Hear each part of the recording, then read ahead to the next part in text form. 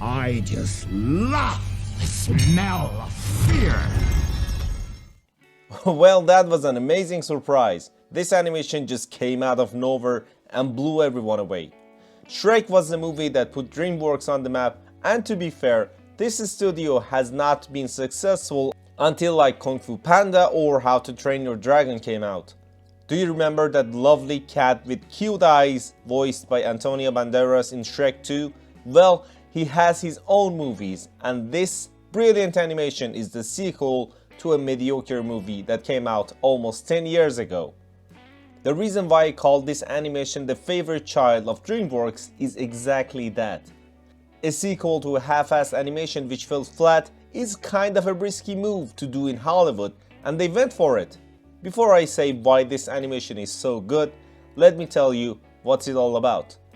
The famous Puss in Boots fights a giant monster in the beginning of the movie, and even though he defeats it, he dies. The doctor tells him that he is living his final life, the cats have 9 lives theory, and now our hero is off to find the wishing star to have his lives back. Now let's get back to the review and what I loved. First I want to start with the villain, the big bad wolf. He's got to be one of the best and scariest villains I've ever seen in an animation. His design, his eyes, clothes, the voice, they are all just too scary. I got goosebumps whenever he did that ominous whistle.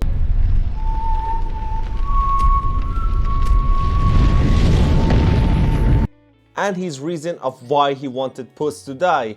Not gonna spoil the movie, but it even made him scarier and darker.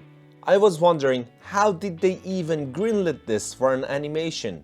And let me tell you, in recent years, I don't normally see a villain, let alone a good one in movies, and boy, he was great. The other thing that made Puss in Boots magnificent was the amount of details they had for it. The dynamics and the animations changed constantly from 3D to 2D, and the production team must have gone through hell to make it, but it paid off great.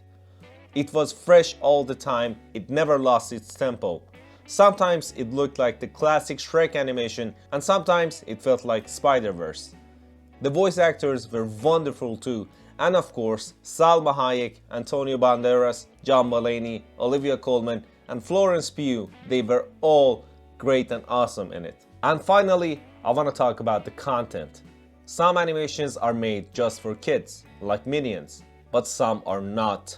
Shrek is a really rewatchable animation, and I watched it in different periods of my life, and as I got older, I found more and more adult and dirty jokes in it. But those were just jokes.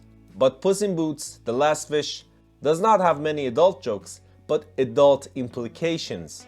The implications of how a person should live their life, or how small decisions can bite you in the neck afterwards, or even how we should all wait for the inevitable, and these things are not the things that a child would get. And the ideas were so well put together. Children will enjoy this movie too because it had enough goofy characters and weird jokes for them to laugh, but those even were funny and clean and smart that even I chuckled a few times. To be fair, if I saw this wonderful animation before Guillermo del Toro's Pinocchio, it would have easily replaced it in my top 10 movies of 2022. With these new graphics and animations, I would love a team from DreamWorks to make something with Shrek. And by the way, at the end of this movie, they kind of pointed out to it and said it would happen about Shrek and stuff. And who am I kidding? I missed that green lovely ogre.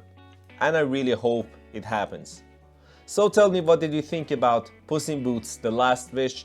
This was one of my favorite animations of the year and movies of the year. Comment your thoughts and opinions about this animation down below and let me know. Sorry if my voice was not okay, I am a bit sick. And yeah, that's it. Don't forget to like and subscribe. And as always, thanks. Goodbye.